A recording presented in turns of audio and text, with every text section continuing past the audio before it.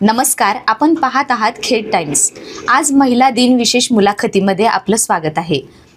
मनात यशस्वी होण्याची जिद्द असेल तर यशाचा मार्ग नक्की सापडतो. आज आपल्यासोबत एक अशी महिला आहे ज्यांनी कृषी क्षेत्रात आपलं नाव सुवर्ण अक्षरांनी कोरलं आहे. मधुमक्षिका पालनाशी निगडीत व्यवसायातून एका सर्वसाधारण कुटुंबात जन्म झालेल्या या मुलीनं हे यश कसं गाठलं? खरं तर नॅशनल ॲग्री एंटरप्रेन्युअर अवॉर्ड त्यांना मिळाला आहे. हा राष्ट्रीय स्तरावरचा अवॉर्ड मिळण्यापर्यंतचा आणि मधुकन्या बनण्यापर्यंतचा त्यांचा संघर्ष आज आपण या पॉडकास्टच्या माध्यमातून त्यांच्याकडूनच जाणून घेणार आहोत. आज आपल्या स्टुडिओमध्ये आहेत मधुकन्या श्वेता सिद्धार्थ गायकवाड मॅडम. मॅडम नमस्ते. नमस्ते. खरं तर मधुकन्या बनण्यापर्यंतचा, एक यशस्वी उद्योजिका होण्यापर्यंतचा हा प्रवास खडतर राहिला असेल, कारण यशस्वी उद्योजकतेची काहीतरी त्यामागे एक थेरी असते किंवा एक संघर्ष असतो. आज आम्हाला तुमच्याकडून तो संघर्ष अगदी बालपणापासून ऐकायला आवडेल. नक्कीच. माझा जन्म हा अवसरी खुर्द वाळ्यामाळ या ठिकाणी झाला. अवसरी हे आमचं गाव आहे. तर आमचं बालपणापासूनचा तर माझा सगळा प्रवास अवसरी गावामध्येच गेला. तर प्रवास हा सगळ्यांचा सारखा असतो, पण म्हणतात ना की संघर्ष जन्मापासूनच असतो. घरामध्ये तसं बघायला गेलं तर दुसरी मुलगी मी, त्यामुळे वडिलांना नक्कीच आनंद झालेला नव्हता की असं मुलाची अपेक्षा असते. त्यामुळे माझे पप्पा मला भेटायला पण नव्हते आले दवाखान्यामध्ये. तर संघर्ष तिथूनच सुरू झाला मला असं वाटतं. ते म्हणतात ना की यश हे टाळ्यांच्या आवाजामध्ये ऐकला जातो आणि संघर्ष आपल्याला घडवतो. तसं जन्म झाला, शालेय जीवन शिक्षण आपलं सुरू होतं. आई शिक्षिका, वडील तसा ट्रान्सपोर्टचा त्यांचा व्यवसाय माझ्या वडिलांचा. तर आम्हाला लहानपणी शिक्षणासाठी न्यू इंग्लिश स्कूल लांडेवाडी या ठिकाणी घातलं. शिक्षण घेत होतो. पहिलीपर्यंतचं शिक्षण माझं तिथे झालं. पण माझ्या वडिलांच्या व्यवसायामध्ये आम्हाला अनेक त्यांना तोटा आला. म्हणजे आमच्या गाड्या होत्या ट्रान्सपोर्टच्या, भाजीपाल्यावरनं त्या मुंबईला जायच्या. तर त्यांच्या व्यवसायामध्ये त्यांना अनेक अशी वेळ आली की त्यांना आम्हाला त्या शाळेतनं काढावं लागलं, कारण की पैशांचे प्रॉब्लेम्स आले. अनेक ठिकाणी त्यांनी गुंतवले होते, तिथनं त्यांना परतावा व्यवस्थित मिळाला नाही. लोकांनी पैसे बुडवले, गाड्या उभ्या होत्या, गाड्या विकायची वेळ आली. मग शिक्षण आमचं इंग्लिश मिडियमवरून आम्हाला मराठी मिडियममध्ये शिफ्ट केलं आमच्या आईने. मग 1ली ते 4थी हे शिक्षण आमचं वाळ्यामाळ्यापासूनच एक कराळवाडी ही एक वाडी आहे छोटीशी, त्या वाडीमध्ये झालं. मग वडिलांचा व्यवसायातला जो काही डाऊनफॉल होता त्याला माझ्या आईने चांगला सपोर्ट केला आणि मग आम्ही माझ्या वडिलांनी शेती करायला सुरुवात केली. मग लहानपणापासूनच शेतीची आवड असल्यामुळे आपण शेती पण करायचं. वडिलांसोबत शेतामध्ये जायचं, शेतातली सगळी कामं करायची. मग तिथून पुढे शाळेमध्ये जायचं. हे रोजचं रुटीन असं ठरलेलं होतं. 1 ते 7वीपर्यंतचा प्रवास हा माझा अवसरी खुर्द या गावामध्ये झाला. 7वीपर्यंतचं शिक्षण माझं झालं. त्याच्यानंतर पुढचा प्रवास हा शिक्षणाचा मी अवसरी बुद्रुक या ठिकाणी घेतला. भाऊ माझा लहान होता, त्यामुळे माझ्यासोबतच तो शाळेमध्ये जाईल असं आईला वाटलं आणि आई म्हटली दोघांची शाळा एकाच ठिकाणी होऊ दे, त्याच्यावर पण व्यवस्थित लक्ष राहील. मग अवसरी बुद्रुक या ठिकाणी माझं 10वीपर्यंत शिक्षण झालं. 10वीपर्यंतचं शिक्षण घेत असताना रोजच्या जीवनामधली आम्ही सगळी शेतीची कामं ही वडिलांसोबत केली. माझ्या आईने आम्हाला लहानपणापासूनच कामाचे म्हणजे सगळी सवय ठेवली. ते म्हणतात ना की व्यवसायाचं जे काही मूळ आहे ते माझं लहानपणीच माझ्यामध्ये पेरलं गेलेलं आहे. कारण की वडिलांसोबत शेतात जाणं, गायींना चारा आणणं, शेण काढणं, ह्या सगळ्या गोष्टी केलेल्या आहेत. शेतामध्ये जी भाजी असायची ती भाजी आम्ही बाजारामध्ये घेऊन जायचं, विकायचं, ह्या सगळ्या गोष्टी केल्या.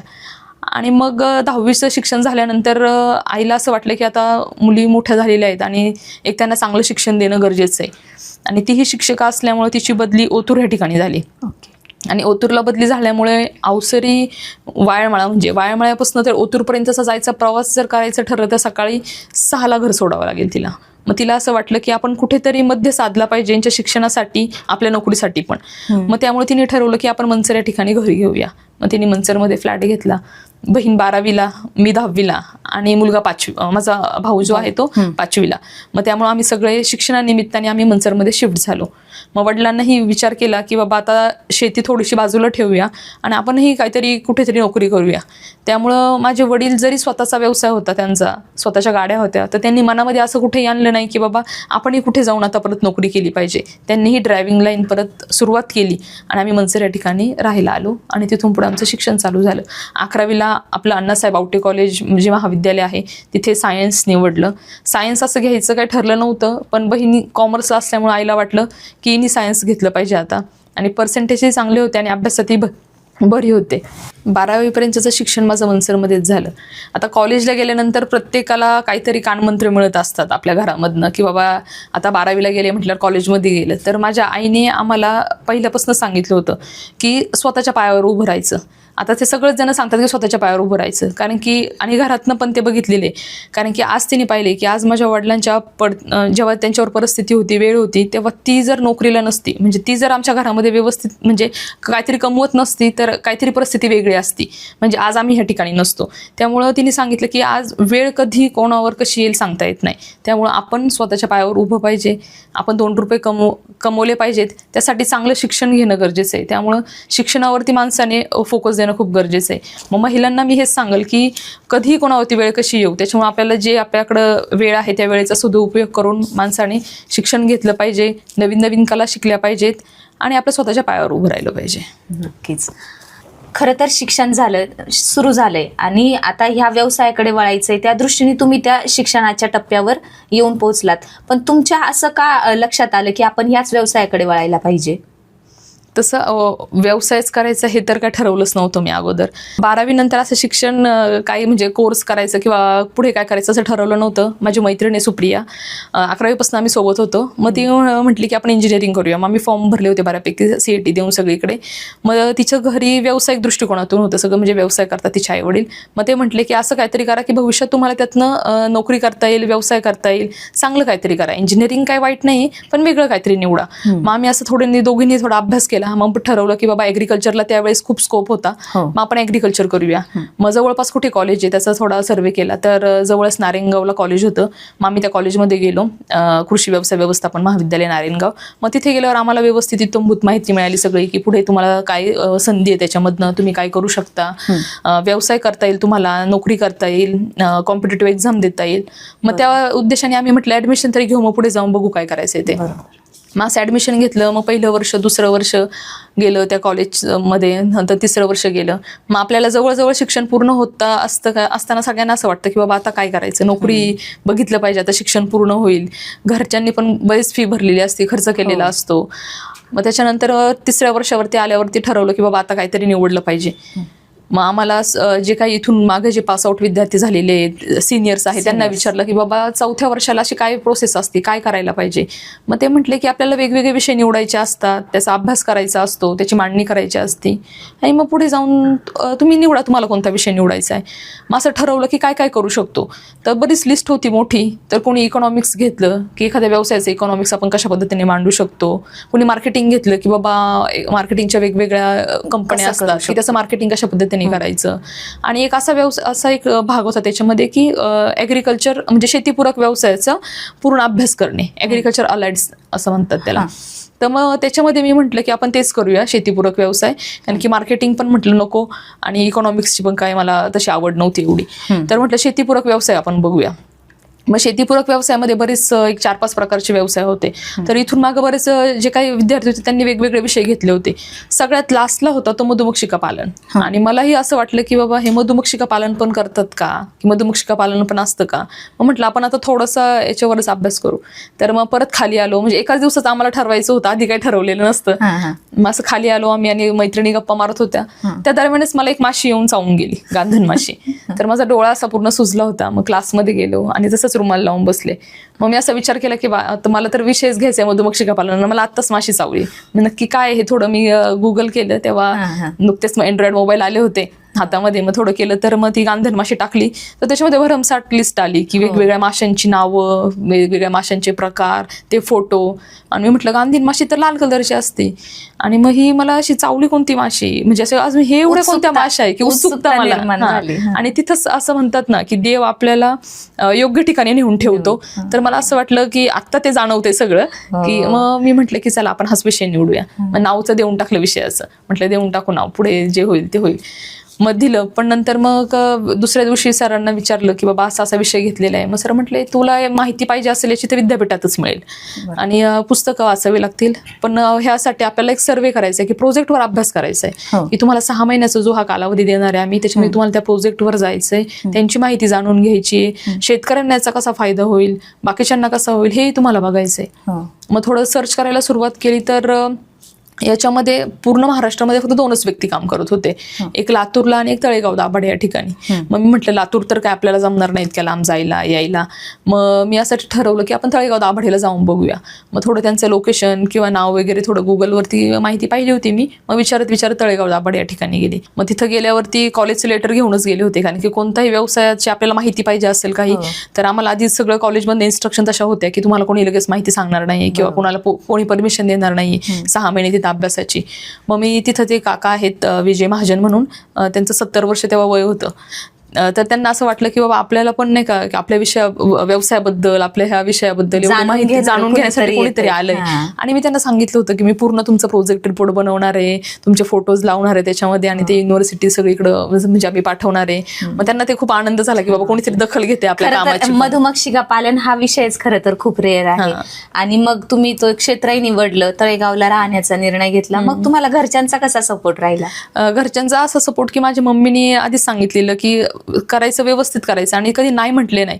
त्याचेच हे सगळे फायदे आहेत मला असं वाटतं. कारण की कसं आहे आपण सपोर्ट पण थोडासा केला पाहिजे की आपण जर त्यांना जर चांगलं व्यवस्थित सांगितलं नाही, माहिती दिली नाही तर त्या तरी पुढे कसे जाणार. आणि तिला असं वाटलं की बाबा तिच्यावर पण कधीतरी वेळ आली होती तेव्हा तिच्या आईवडिलांनी तिला शिकवलं, शिक्षण दिलं. माझी आजी त्या काळाची 7वी म्हणजे तिची आई त्या काळाची 7वी झालेली होती. म्हणजे तिच्या म्हणजे आजोबांनी माझ्या तिला शाळेला पाठवलं नाही शिकवायला, त्यामुळे ती घरी राहिली. आणि ती तिच्या सगळ्या म्हणजे मुली जवळजवळ माझ्या मावशी ज्या आहेत ते शिक्षिका आहेत सगळ्या. मग तिला ती कधीच मुलींना असं कमी लेखलं नाही. म्हणजे ती स्वतः मला एक स्त्री शिकली की कुटुंब पुढे जातं असं ऐकलं होतं हे आज प्रत्यक्षात. आणि प्रवासाचं वगैरे राहायचं असं आमच्यासाठी नवीन नव्हतं, कारण की ती म्हणजे तिने कसं आम्ही 5वी 6वीला असल्यापासून ती आम्हाला मुंबईला पाठवायची. स्वतः इथून बसने आम्हाला बसून द्यायची, आम्ही जायचं तिथं उतरायचं घाटकोपरला आणि मग तिथून आम्ही स्वतः रिक्षाने जायचं. म्हणजे तिने असं आम्हाला पहिल्यापासूनच इंडिपेंडंट केलं होतं, आत्मनिर्भरच बनवलं होतं की स्वतः सगळं जाणं. म्हणून मी पण इथं स्वतः जाऊन सगळी माहिती घेतली. मग जे तळेगाव दृष्टी विकसित झाली खरं तर. मग त्यांच्याशी तुम्ही संपर्क, मग पुढे काय झालं? मग पुढे तिथं मी राहायचं होतं मला. मग त्यांच्या मदतीने आम्ही तिथे एक जवळच चौकामध्येच एक रूम होती, तिथे मुली ऑलरेडी बॅचलर होत्या. मग त्यांच्या ओळखीने तिथे रूम केली, मग तिथे राहिले आणि मग रोजचा प्रवास चालू झाला. तर 6 महिने तिथे राहायचं होतं. दर 15 दिवसांनी कॉलेजला आम्हाला रिव्ह्यू द्यायला यायचं की बाबा कशा पद्धतीने प्रेझेंटेशन्स असायचे, की तुम्ही काय करताय, कशा पद्धतीने त्याची माहिती. आणि मग कॉलेजमध्ये पण हा सगळ्यांना आवडीचा विषय झाला होता की बाबा मधुमक्षिका पालन आणि ते पूर्ण त्यांना डिटेल, मग त्याची मधमाशांचे प्रकार, त्या मधमाशांच्या आतमधल्या म्हणजे राणी मधमाशी, कामकरी मधमाशी, नर, म्हणजे प्रेझेंटेशन चालू झालं का असं सगळ्यांना असं छान वाटायचं की पूर्ण डिटेल वाचले सगळ्यांनी, पण पूर्ण डिटेल माहिती घ्यायला त्यांना हे म्हणजे छान वाटायचं. मग तिथे पण मी पण असं नाही की बाबा तिथे गेले फक्त राहिले आणि माहिती घेतली आणि आले. तिथे गेल्यावर मला असं समजलं की खूप याच्यामधनं शिकण्यासारखं आहे, म्हणजे मधमाशीकडनं खूप शिकण्यासारखं आहे. मग मी तिथे त्यांचं पूर्ण काम करायचं, म्हणजे त्यांच्या बॉटल्स भरणं किंवा बाकी सगळ्या गोष्टी असतात सगळी त्यांना मदत केली.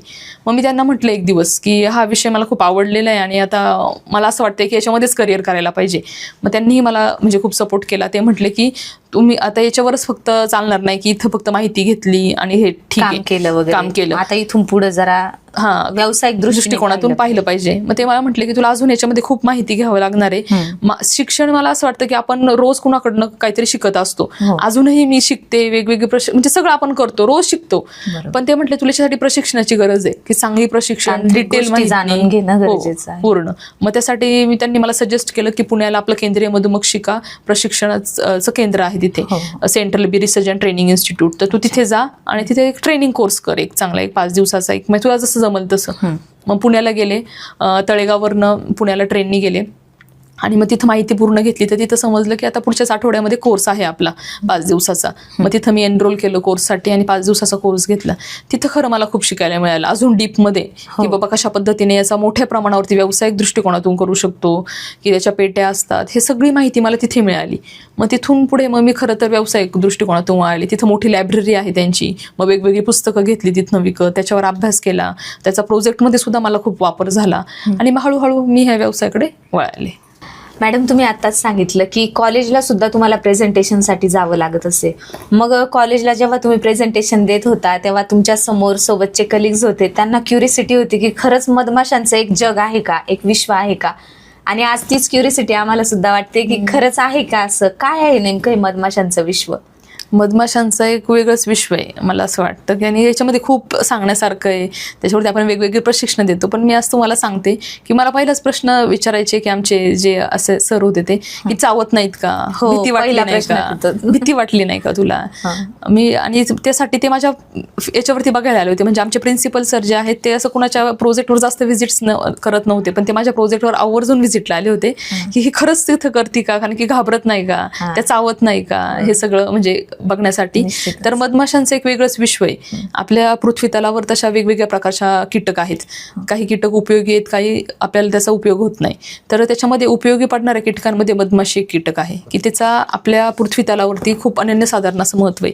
एक थोर शास्त्रज्ञ आहेत अल्बर्ट आइन्स्टाईन, त्यांनी सांगितले ज्या दिवशी पृथ्वी तलावरची शेवटची मधमाशी नष्ट होईल त्या दिवशी हळूहळू मानवसृष्टी सुद्धा आपली नष्ट होणार आहे.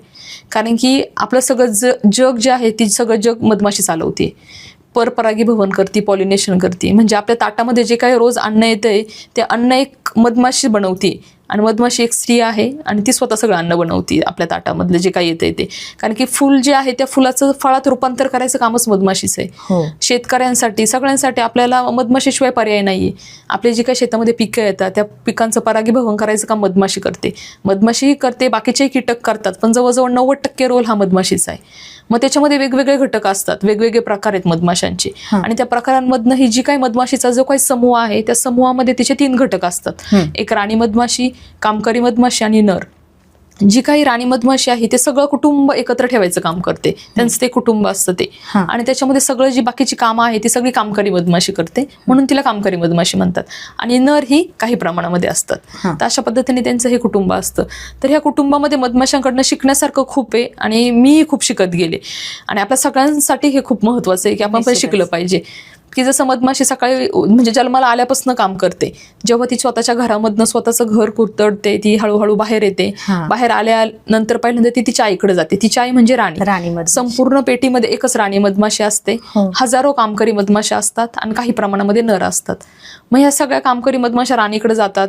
आम्ही काय काम करू विचारतात. मग राणी सांगते तुम्ही ज्या घरातनं जन्म घेतलाय पहिले ते घर सगळं स्वच्छ करा आणि मग बाकीची कामं करा. मग प्रत्येक पहिल्या दिवसापासनं तर पहिले 21 दिवस ही पेटीच्या आतमधली कामं करते, आणि 21 दिवसानंतर ती पेटीच्या बाहेरची कामं करते.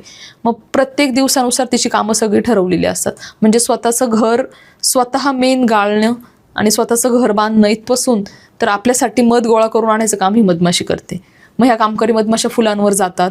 फुलांमध्ये असतो तो मकरंद असतो, मग त्या फुलांमध्ये जाऊन तो मकरंद गोळा करतात, तो स्वतःच्या पोटामध्ये साठवतात. ज्या कामकरी मधमाशा आहे तिच्या पोटामध्ये एक मधकोठी असते, मधपिशवी. त्या मधपिशवीमध्ये तो मकरंद साठवते. मध त्याच्यानंतर त्याच्यामध्ये काही एन्झाईम्स जे आहे तिच्या शरीरामधले जे घटक आहेत ते ऍड होतात. म्हणजे ती फुलातून मध आणते आणि ती घरात साठवते असं होत नाही. तो पहिल्यांदा मकरंद असतो, मग तिच्या पोटामधले काही जे घटक आहेत ते त्याच्यामध्ये मिक्स होतात एन्झाईम्स, मग आतमध्ये येते आणि साखळी पद्धतीने काम करतात. म्हणजे गेटवर येते, काही मधमाशांच्या तोंडात देते, मग आतमध्ये येते, आणि मग काही ज्या फायनल ज्या शेवटच्या मधमाशा असतात त्या षटकोनी घरामध्ये तिचं मकरंद साठवून ठेवतात. तोपर्यंत तो मकरंदच असतो. जेव्हा त्याच्यामध्ये काही प्रमाणामध्ये पाणी असतं, 10 ते 20% पाणी असतं, ते पाण्याचं प्रमाण ते स्वतः पंख हलवतात, फॅनिंग करतात, आणि इव्हॉपरेशनने ते पाणी कमी होतं. आणि मग असतो तो मध तो पक्का मध त्या लिपून ठेवतात मेणाने, आणि मग तो आपल्यासाठी असेल त्यांच्या दुष्काळाच्या काळामध्ये, पावसाळ्याच्या काळामध्ये त्यांना खाण्यासाठी असतं. म्हणजे हा खरं तर हा खूप सूक्ष्म अभ्यास आहे, जो आम्हाला इव्हन दर्शकांना सुद्धा या गोष्टी माहीत नाहीयेत, आणि आज नव्यानेच आम्हाला खूप काही ऐकायला भेटतंय.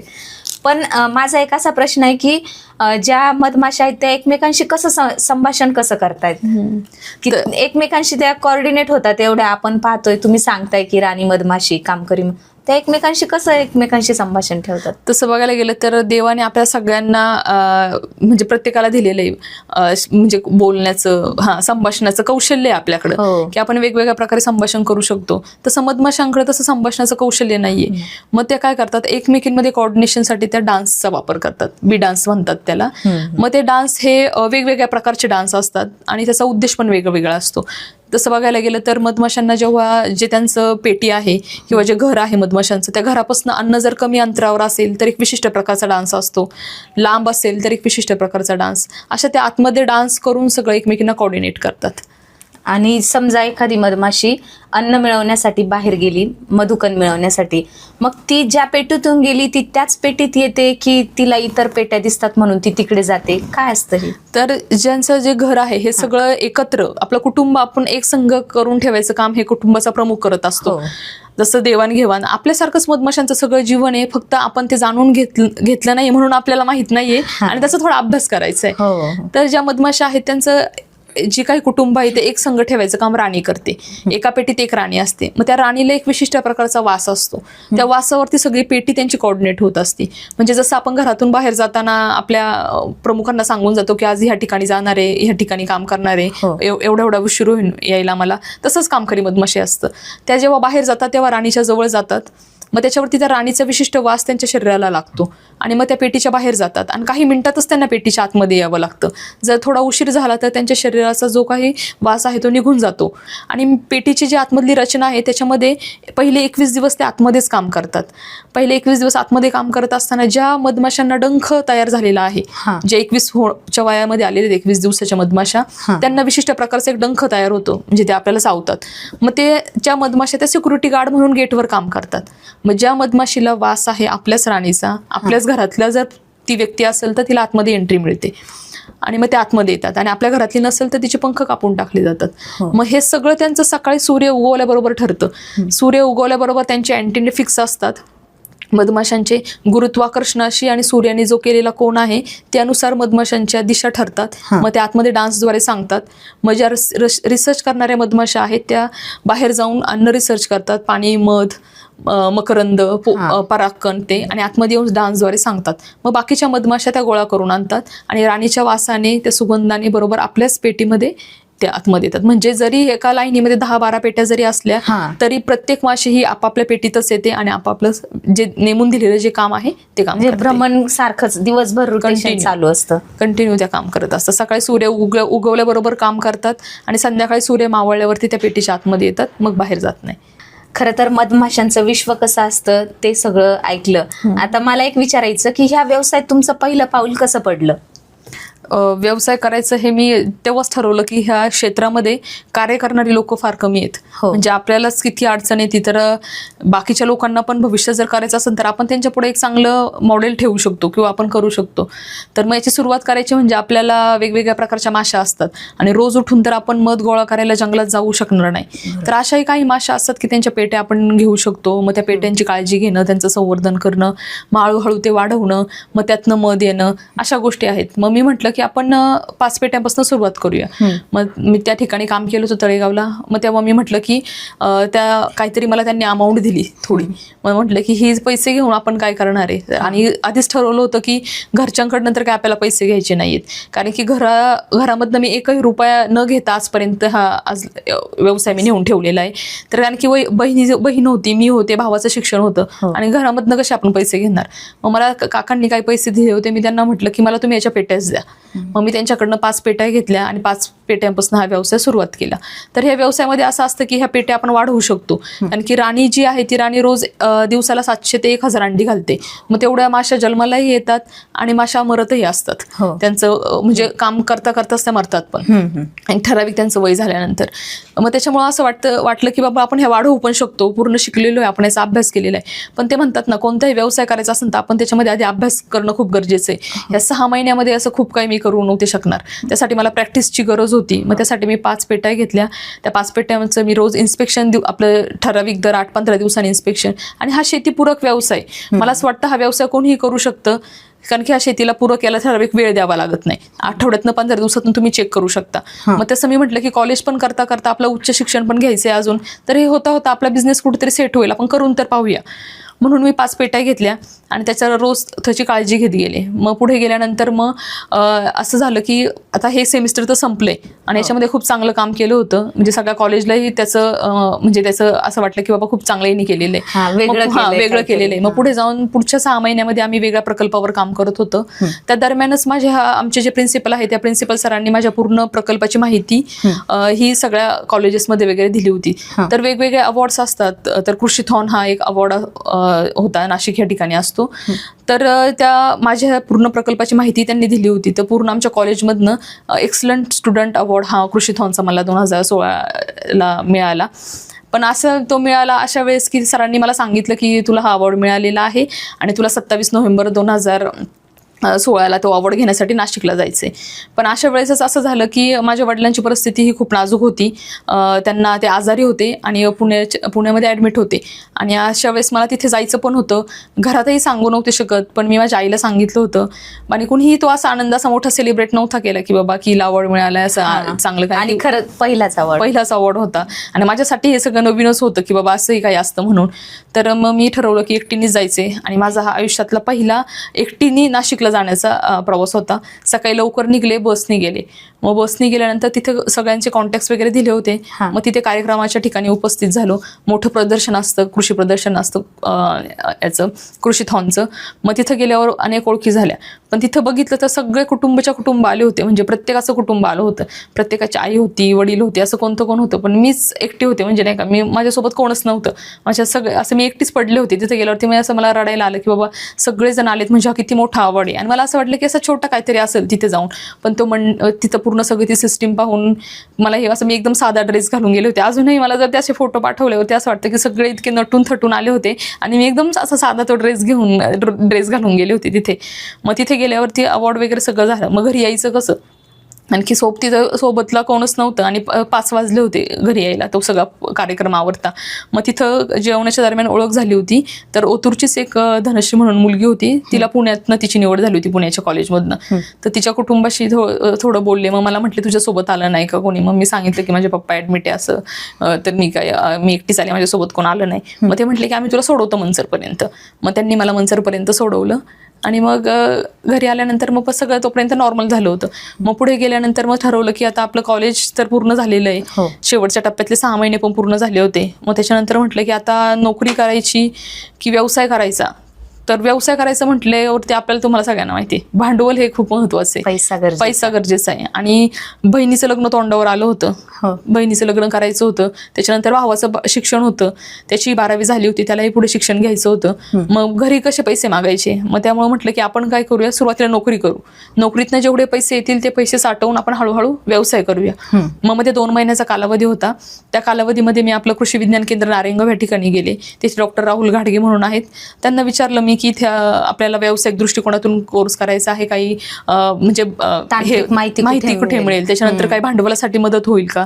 तर त्यांनी सांगितलं की ॲग्री क्लिनिक, ॲग्री बिझनेस हा कोर्स आहे, 2 महिन्याचा कोर्स आहे. त्याच्यामध्ये तुम्हाला चांगल्या पद्धतीने शिकवलं जातं, माहिती मिळते, 25 लाखापर्यंतचं लोनही मिळतं. तुम्ही ते घ्यायचं नाही तर तुमचा प्रश्न आहे, पण तुम्ही माहिती घ्या, त्याचं सर्टिफिकेट तुम्हाला मिळेल. मग म्हटलं सर्टिफिकेट तर घेऊया, पुढे भविष्यात काहीतरी त्याचा आपल्याला नक्कीच उपयोग होईल. मग त्यासाठी मी तो कोर्स केला. त्या कोर्समध्ये मला खूप शिकायला मिळालं. व्यावसायिक दृष्टिकोनातून आम्हाला वेगवेगळ्या ठिकाणी व्हिजिट्स असायच्या. मग आम्ही वेगवेगळ्या ठिकाणी व्हिजिट केल्या, त्यांचा प्रकल्पांचा अभ्यास करून घेतला. त्याच ठिकाणी मला सिद्धार्थ गायकवाड भेटले की जे माझे सिनियर होते. मग त्यांनीच ओळख काढली की मी सिनियर आहे म्हणून, की मी राजगुरुनगर या ठिकाणी राहायचं, तुम्ही मनसरवर न्यायचे. मग ओळख झाल्यानंतर मग ते म्हटले की आम्ही शेतकऱ्यांसोबत कामं करतो, की कलिंगड जे असेल ते म्हणजे टरबूज, कलिंगड, भाजीपाला सगळं आम्ही प्रोक्यूर करतो. तर अशा अनेक आहे. आणि तुम्ही मधुमक्षिका पालनाचा तुम्ही कोर्स केलेला आहे म्हटले की ह्या विषयावरती, म्हणजे आम्ही आधी आमचा इंट्रो दिला होता सगळ्यांनी की कोण कोण काय काय अभ्यास करते म्हणून. तर ते म्हटले की आम्हाला पेट्या लागतात, तुम्ही द्याल का शेतकऱ्यांना. आम्हाला बरेच शेतकरी मागतात की भाडेतत्वावर कोण पेट्या देईल. तर मी म्हटलं नक्कीच. मग असं वाटलं की आता पेट्या भाड्याने देण्याचा पण आपण व्यवसाय करू शकतो याच्यातनं, की असं नाही की फक्त मधमाशांच्या पेट्या ठेवल्या आणि आपण त्यातनं मध घेऊ आणि तो विक्री करू, पण पेट्या पण आपण भाडेतत्वाने देऊ शकतो. मग शेतकऱ्यांचे कॉन्टॅक्ट त्यांच्या मार्फत मिळत गेले आणि पेट्या आम्ही भाडेतत्वावर द्यायला मी सुरुवात केली. मग ह्या 2 महिन्याच्या कोर्सच्या झाल्यानंतर मग मी म्हटलं की आता MBA ला साईड बाय साईड ॲडमिशन घेतलं. MBA पण मी ॲग्री बिझनेस मॅनेजमेंटमध्येच केलं. मग त्यासाठी म्हटलं की आता आपण कुठेतरी नोकरी पण शोधली पाहिजे. मग MBA करता मी नोकरी शोधायचा विचार केला. तर MBAच्या इंटर्नशिपच्या दरम्यानच मला नोकरी मिळाली. भाग्यलक्ष्मी डेअरी फार्ममध्ये मी जे त्यांचं शेणखत आहे, त्या शेणखताचे वेगवेगळे प्रोडक्ट आहेत, तिथे माझे सिनियर्स काही काम करतात, त्यांच्याशी मी थोडं बोलून मग माझ्या नोकरीबद्दल तिथं विचारलं. तर योगायोगाने मला तिथे नोकरीही मिळाली.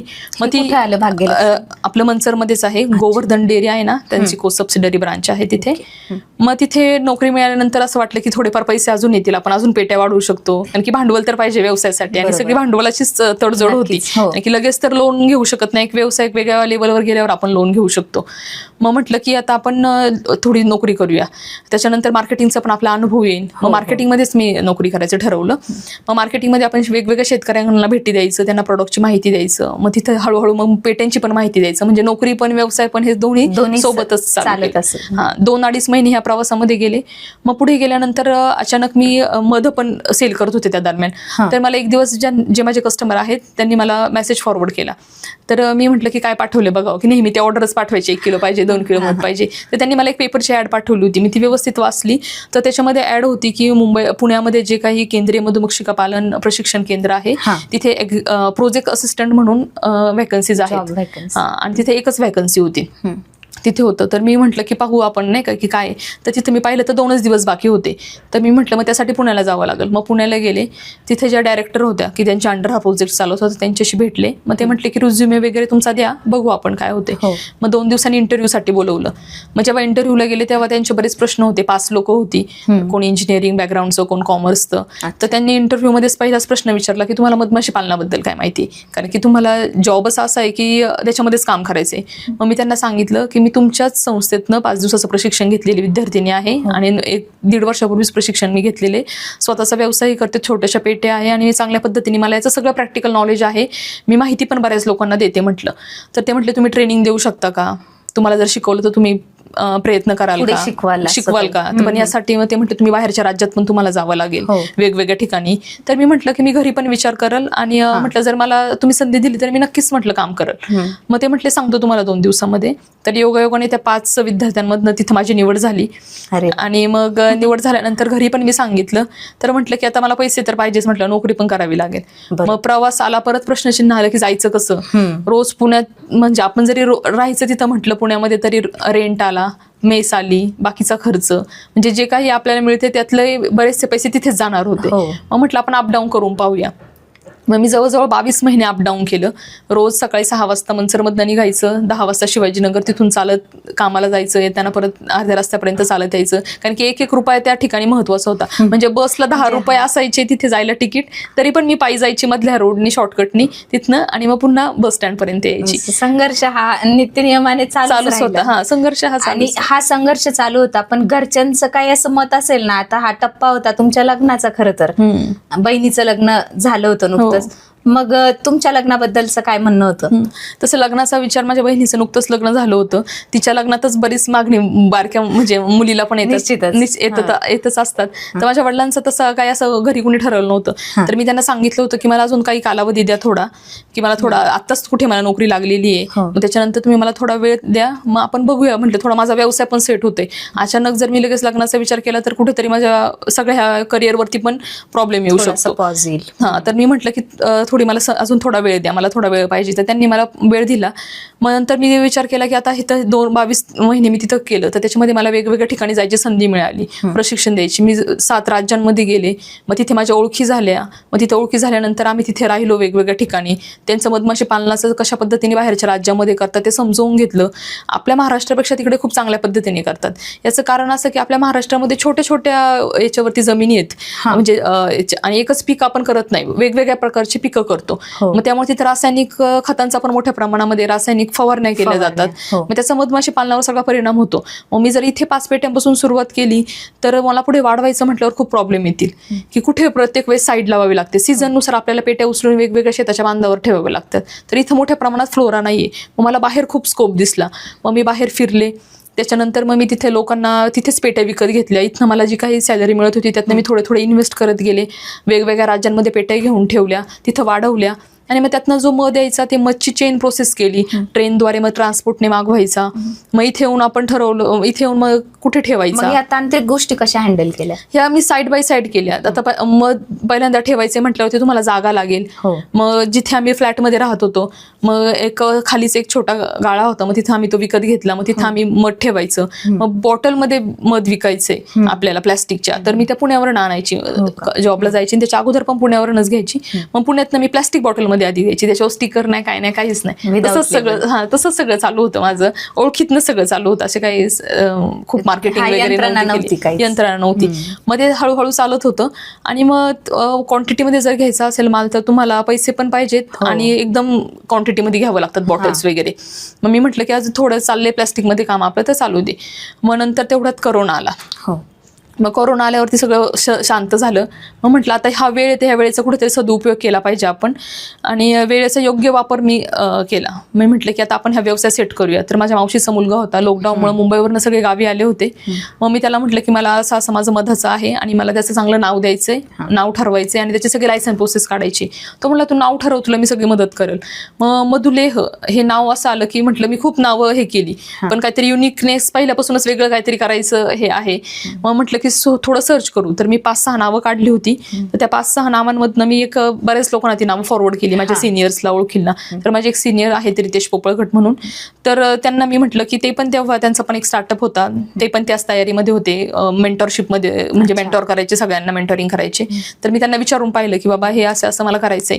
मग ते म्हटले की मधुलेह डनकर चांगले, म्हणजे ते एकदम फ्रँकली चांगलं व्यक्तिमत्व आहे. मग ते मला म्हटले मधुलेह डनकर. मग मी सगळ्यांच्या विचाराने मधुलेह हे नाव ठरवलं.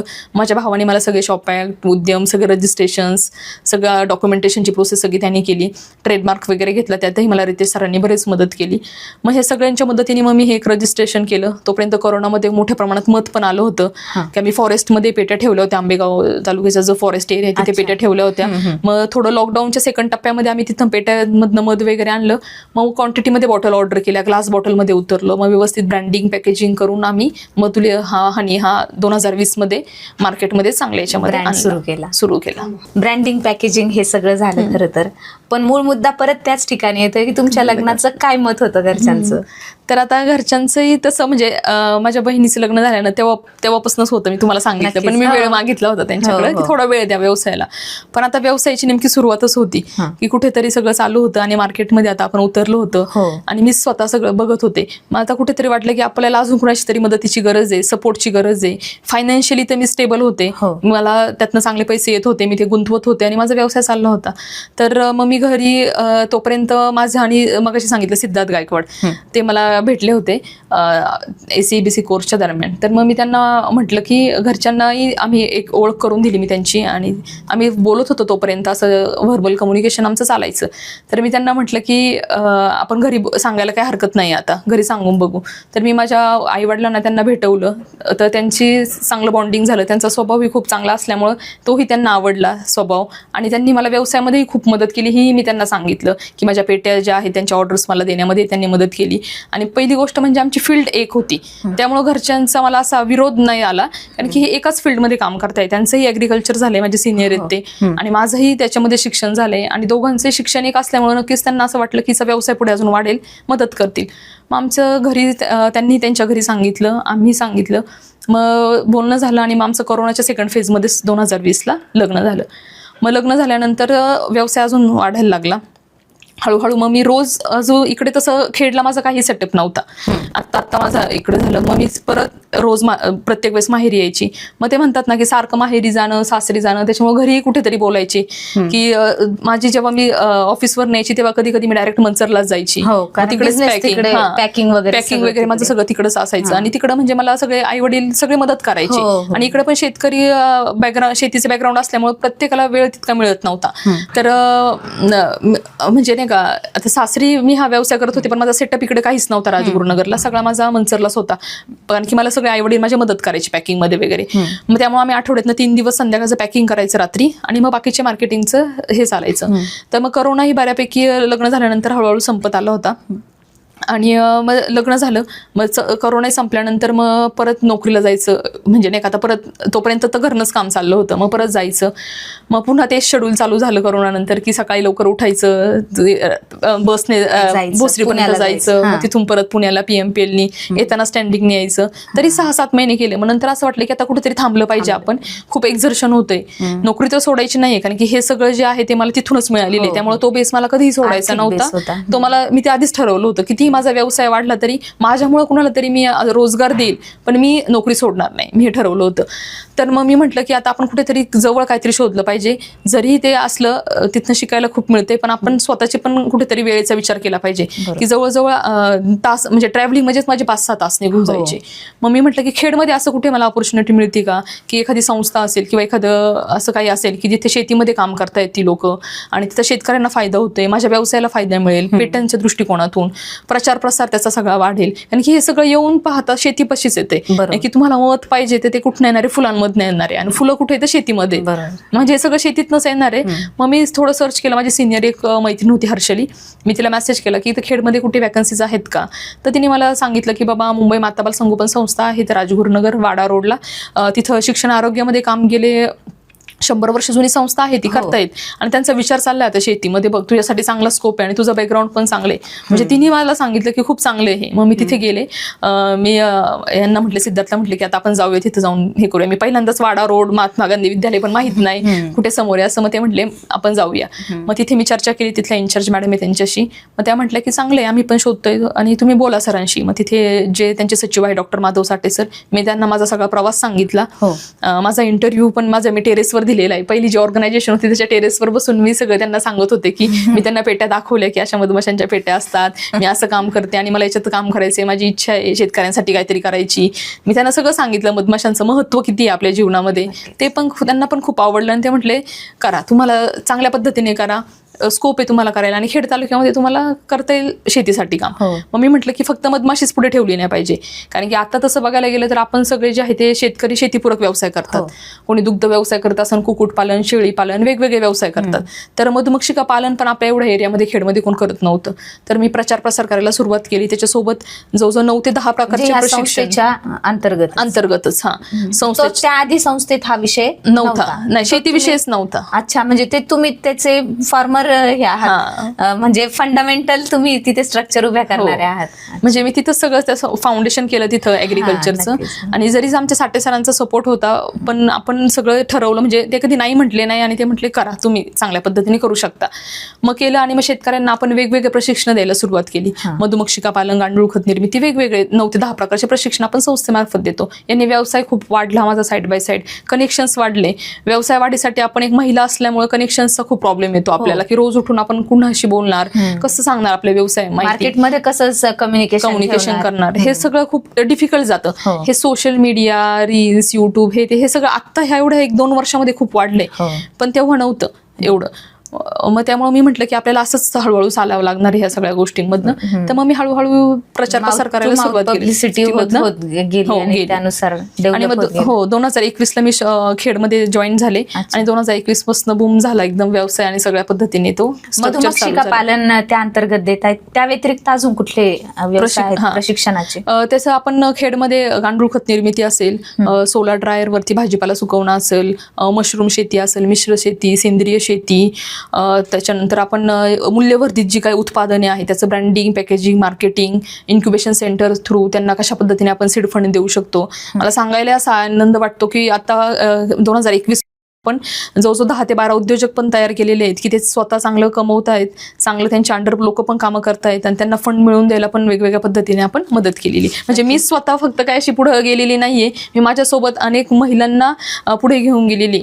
खरं तर असं म्हणतात, रोपट्याला एका मातीतून उपटायचं आणि दुसऱ्या मातीत रुजवायचं, म्हणजे हे त्या रोपट्याच्या दृष्टीने खूप आव्हानात्मक असतं दुसऱ्या मातीत मुळं रुजवून घ्यायला.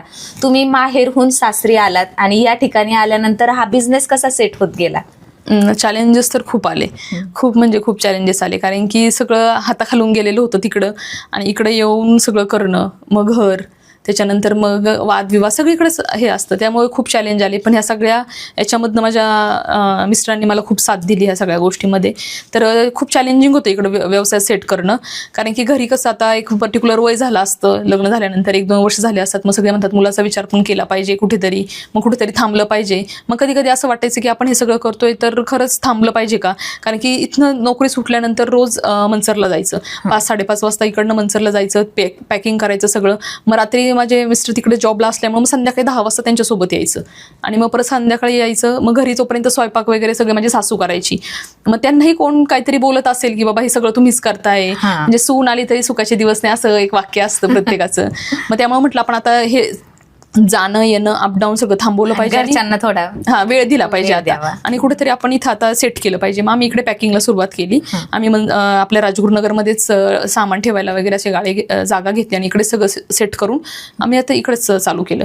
मग त्याच्यानंतर प्रेग्नन्सी राहिली आणि मग मी पूर्वी कोर्स केला होता 2 महिन्यापूर्वी, तुम्हाला मी सांगितलं 2 महिन्याचा कोर्स केला होता. तर 2 महिन्याचा कोर्स केला होता मी. तर त्या मला सरांचा फोन आला होता. असं अचानक एक दिवस बसले होते ऑफिसमध्ये डॉक्टर राहुल गाडगे सर. तर ते म्हटले की तुम्ही एक कोर्स केला होता 2019ला KVK नारायणगावमध्ये, तर तुम्ही तो कोर्स केलाय, पण त्याच्यामध्ये तुम्ही रजिस्ट्रेशन करताना केलं होतं की मधुमक्षिका पालन म्हणून, तर तुम्ही ते करताय का आता, तुमचं सगळं चालू आहे का, काय करते तुम्ही, ते सगळं डेटा पाठवा मला. तर म्हणजे त्यांना पण वाटलं नाही की काही करत असेल म्हणून. मग मी त्यांना तो सगळा डेटा पाठवला. मग ते डेटा पाठवल्यानंतर मग ते म्हटले अरे तुम्ही तर KVK मध्ये येत असता नेहमी. मग कारण की तिथे डॉक्टर जे हे दत्तात्रय कावडे सर आहेत ते मला प्रशिक्षणासाठी तिथे बोलवतात. मी प्रशिक्षण पण देते मधुमक्षिका पालनाचे. मग त्यांना मी सगळा माझा डेटा पाठवला. तर मग ते मी पाठवून दिला, म्हटलं मागितले तर पाठवून द्यावी. मग त्यांचा मला अचानक एक दिवस फोन आला की ते म्हटले की तुम्हाला एक अवॉर्ड मिळतोय, नॅशनल ॲग्री एंटरप्रेन्योर अवॉर्ड मिळतोय, तर तुम्हाला जावं लागेल दिल्लीला. तर मी विचार केला की बाबा आता मी तर प्रेग्नेंट आहे, मी कशी काय जाणार.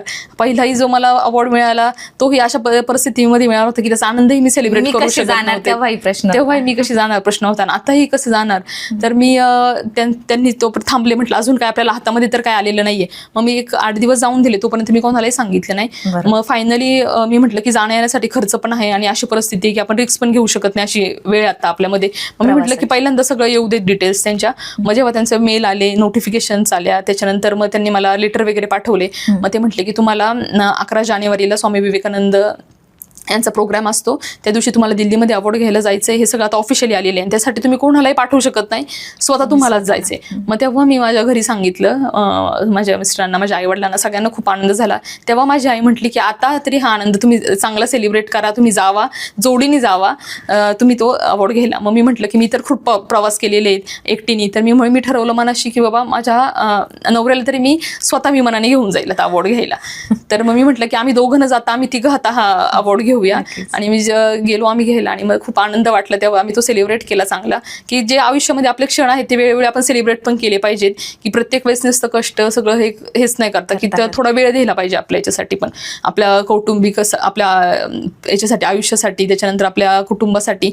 मग आम्ही आल्यानंतर मग थोडं म्हटलं आता थांबलं पाहिजे, प्रशिक्षण वगैरे थोडे थांबवले. कारण की मी शेवटचं प्रशिक्षणही जेव्हा 9वा महिना चालू होता तोपर्यंत घेतले. म्हणजे माझे सिनियर्स आले होते ते प्रशिक्षणाला, त्यांनी माझ्या मिस्टरांना फोन करून सांगितले की आता कुठेतरी थांबा तुम्ही, कारण की सकाळी 11 वाजता प्रशिक्षणाला उभं राहिल्यानंतर संध्याकाळी तुमचं प्रशिक्षण 5ला संपतं आणि ह्या मधल्या काळामध्ये सगळी अरेंजमेंट असते, प्रॅक्टिकल असतं, हे सगळं दाखवतं. आणि एवढंच नाही की आज म्हणजे मला सगळे म्हणतात की मधुमक्षिका पालन एक महिला करू शकत नाही, असं म्हणतात की बाबा हे इतकं सोपं नाहीये. कारण की ती जी मधुमक्षिका म्हणजे मधमाशी म्हटलं की एक भीती आहे, ती चावणार भीती तर आहेच, पण ती पेटी पण आहे ना, ती पेटी जवळजवळ 20-25 किलोची असते, ती उचलावी लागते. मग ती उचलायची डोक्यावर गाडीत असते, ती जेव्हा आपण ट्रान्सपोर्ट करतो तेव्हा ती गाडीतनं पेटी डोक्यावर घ्यायची, डोक्यावर ती फील्डवर लावायची. ही सगळी कामं मी एकटीने केलेली आहेत. आणि हळूहळू मग मी सवय लावली, म्हणजे यांना पण, सिद्धार्थला पण याची सवय लागली. मग ते स्वतः सगळं करायचे. पहिल्यांदा जेव्हा त्यांनी पेटी घेतली डोक्यावरती तेव्हा ते पडले होते, म्हणजे की डोक्यावर न घेता त्यांचा पाय सटकला आणि तेव्हा त्या पेटीतनं सगळ्या माशा बाहेर आल्या होत्या. मग तेव्हा कळालं की हे किती म्हणजे रिस्की काम आहे, किती हळू हे काम केलं पाहिजे. मग तिथून पुढे ते माझ्या प्रेग्नन्सीच्या कालावधीमध्ये त्या सगळ्या याच्यामध्ये त्यांनी माझा व्यवसाय सांभाळला चांगल्या पद्धतीने, मला त्याच्यामध्ये मदत केली. वेगवेगळ्या ठिकाणी पेट्या द्यायच्या असतील, प्रशिक्षण असतं, जाणं येणं सगळं त्यांनी हे केलं. मग शेवटचं मला आठवते की शेवटचं म्हणजे माझं प्रशिक्षण झालं आणि आता म्हणजे आणि एक ऑर्डर आली होती, त्याच्या पेट्या द्यायच्या होत्या मला. तर संध्याकाळची वेळ होती, गाडी आली होती आणि मी सगळं व्यवस्थित त्यांना सगळ्यांना सांगितलं, इन्स्ट्रक्शन दिलं की बाबा इथे जायचं, इथं साईट लावायची, इथे हे सगळं करायचंय. म्हणजे असं 2 मार्चला मी हे सगळं त्यांना सांगितलं आणि 3 मार्च 2023ला मी सकाळी 11 वाजता डिलिव्हरीसाठी हॉस्पिटलमध्ये आले. शेवटच्या क्षणापर्यंत काम केलं, शेवटच्या क्षणापर्यंत मी काम केलं. आणि असं वाटतं की मधमाशीकडनं आपण इतकं शिकतोय की ती इतकं काम करतायत, आपणही त्यातनं काहीतरी घेतलं पाहिजे, ऊर्जा घेतली पाहिजे. आणि आज खरं तर या पॉडकास्टच्या माध्यमातून तुमचा हा संघर्षमय प्रवास करताना ऊर्जा नक्कीच आम्हाला मिळते आहे, यात काही शंकाच नाही. मग आता झाल्यानंतर आता वाटलं की थोडे 6 महिन्याची मेटर्निटी लीव आहे, थोडासा आराम केला पाहिजे. पण परतही काहीतरी वेगळंच देवाने हे केलं होतं. 10-12 दिवस झाले. त्याच्यानंतर इकडं प्रवासाच्या दरम्यान खूप इकडं तिकडं फिरले होते, वेळ काळ काही पाहिलं नव्हतं. त्यांनी आणि कशाने काय समजलं नाही की माझं बाळ पण खूप रडायचं रात्रीचं. मग त्याच्यानंतर रात्र जागावं लागायचं. मग ते राजगुरुनगरवरनं मनसरला येणं त्या बाळासाठी रात्रीचं, कारण की शिफ्टमध्येच काम करावं लागायचं. 2 तास कोणी झोपायचं, मग कोणीतरी घ्यायचं. असा निर्णय घेतला की आपण आपल्या घरी जाऊया इकडे आणि इकडे सगळं हे करू सासरी. मग त्याच्यानंतर मी 15 दिवस झाले लगेच सासरी आले. त्याच्यानंतर आईलाही कुठेतरी वाटलं की बाळणपणासाठी आपल्याला काही तिची म्हणजे सेवा करता नाही आली, काळजी घेता नाही आली. पण मी तिला सांगितलं होतं की माझे सासू सासरे एकदम चांगले आहेत, म्हणजे ते सगळं करतील, तुम्ही काही काळजी करू नका. आणि ते खरंच खूप चांगले आहेत, म्हणजे त्यांनी खूप केलं. म्हणजे बाळाची रात्रीचं जागणं असेल, त्याची पूर्ण काळजी असेल, सगळं त्यांनी व्यवस्थित केलं. त्याच्यामध्ये मला सगळ्यांचं म्हणजे त्याच्यामध्ये साथ मिळाली. यशामागे खरं तर म्हणतात एखाद्या स्त्रीच्या यशामागे पुरुष असतो, तुमच्या पाठीमागे संपूर्ण कुटुंबच. आणि अजूनही म्हणजे ते सगळं करतातच. मग हळूहळू व्यवसाय वाढत गेला. आणि मग आज आमच्या मधुले जो काही परिवार आहे त्याच्यामध्ये मी, माझे मिस्टर असतील आणि अजून 3 लोक आहेत, असं आम्ही सगळे मिळून 5 लोक पाहतो. तर आपण वेगवेगळ्या राज्यांमध्ये पण आपल्या पेट्या असतात. त्याच्यानंतर आपण 5 स्टार पासून तर मंत्रालयापर्यंत सगळीकडे आपलं हनी जातं.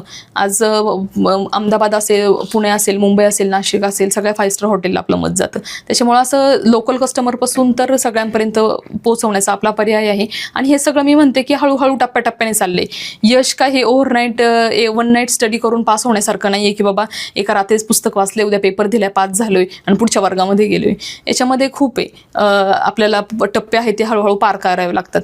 आणि मला असे अनेक जण येऊन म्हणतात, कारण की आपण काम असते की प्रशिक्षण देणं, लोक घडवणं, आपल्यासारखे अनेक उद्योजिका घडवणं. तर लोक म्हणतात की आजकाल अशी परिस्थिती आहे की पैसा आहे लोकांकडं, सगळं आहे, पण त्या पेशन्स नाहीये, सातत्य नाहीये. ह्या व्यवसायामध्ये हाच व्यवसाय नाही, पण कोणत्या व्यवसायामध्ये महिला असतील, पुरुष असतील, सगळ्यांसाठी मी सांगेल की सातत्य पाहिजे. कारण की तुम्हाला पैसे आहेत. आता प्रशिक्षणासाठी लोक येतात, म्हणतात की आम्हाला 100 पेट्या घ्यायच्या आहेत, 200 पेट्या घ्यायच्या आहेत, आणि मद किती निघेल, आणि मद निघाल्यानंतर आम्ही ब्रँडिंग करू, पॅकेजिंग करू, ऑनलाईन विकू, काही करू, लगेच कॅल्क्युलेशन की याच्यात इतका प्रॉफिट मिळणार, हे एवढे पैसे.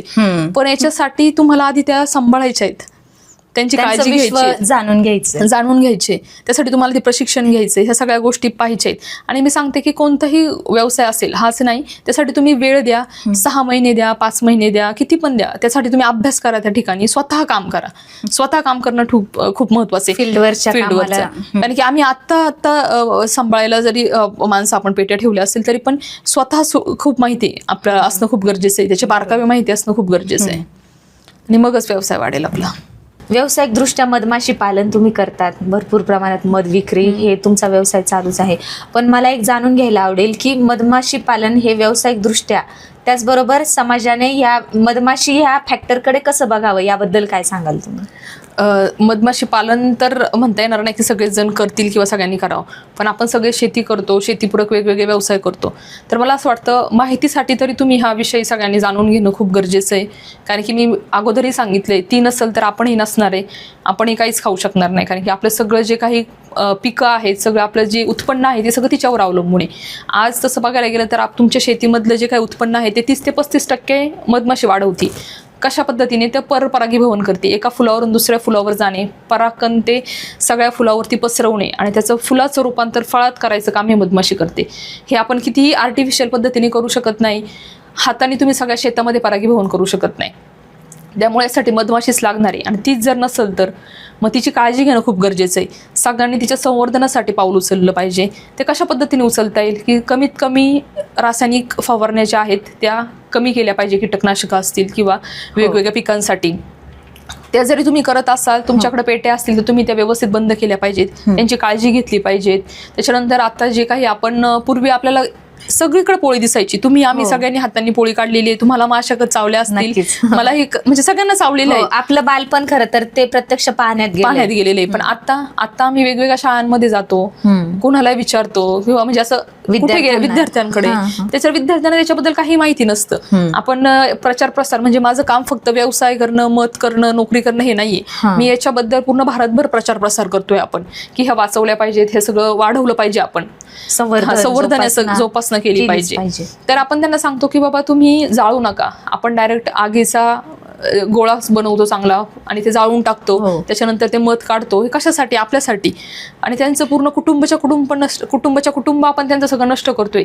आज त्यांचं एक कुटुंब नष्ट करतोय, त्यांच्या पिढ्या नष्ट करतोय. तर आपल्याला ती पोळी दिसत नाहीयेत. आज सगळी सिमेंटची जंगलं झालेली आहेत, झाड म्हणजे सगळी वृक्षतोड झालेली आहेत. त्यांचं जे पहिलं घर जे होतं ते झाडामध्ये होतं, म्हणजे झाडावरती त्या राहायच्या. झाडं राहिली नाहीयेत, त्यामुळे लोकांनी पेट्यांमध्ये त्या ठेवलेल्या आहेत. पेट्यांपासून त्यांचं वाढवत आहेत. आणि आपण परागीभवनासाठी पेट्या ठेवतोय भाडेतत्वावर किंवा विकत घेताय. आणि त्या ज्या प्लॉटमध्ये आपण पेट्या ठेवतोय त्या प्लॉटच्या समोरच आपण फवारणी करतोय, त्याही व्यवस्थित बंद करत नाही. म्हणजे आपण किती हे करतोय. तर कुठेतरी आपण या सगळ्यांनी याच्यावरती विचार केला पाहिजे. आज तसं बघायला गेलं तर शेतीमध्ये महिलाही मोठ्या प्रमाणामध्ये याच्यामध्ये भाग घेत आहेत. सगळे आपल्या शेतीची जी कामं असतील ती महिला पण करतायत, करतायत. तर महिला वर्गाने थोडासा याच्यामध्ये मला असं वाटतं यायला पाहिजे, माहिती जाणून घेतली पाहिजे याच्याबद्दल. आणि एक व्यावसायिक दृष्टिकोनातून नाही पण समाजासाठी, आपल्या कुटुंबासाठी एक सेंद्रिय भाजीपाला आपण खाऊ, सेंद्रिय शेती करू, कमी प्रमाणामध्ये सुरुवात करू. सुरुवातीला थोडं छोटं असेल पण नंतर हळूहळू आपण मोठ्या प्रमाणावरती पण ते करू शकतो. मग त्याच्यामुळे काय होणार आहे, हळूहळू मधमाशा आहेत त्या सुद्धा वाचणार आहेत.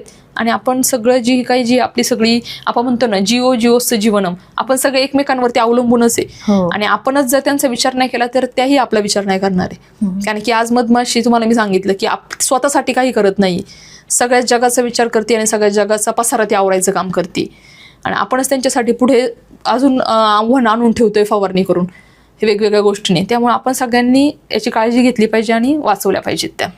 तर मॅडम, आजच्या या तरुण पिढीला तुम्ही काय संदेश द्याल? आमच्यासारख्या उद्योजकांना तुम्ही काय सांगाल यातून? सांगण्यासारखं तर भरपूर आहे, पण वेळेची मर्यादा आहे आपल्याकडं.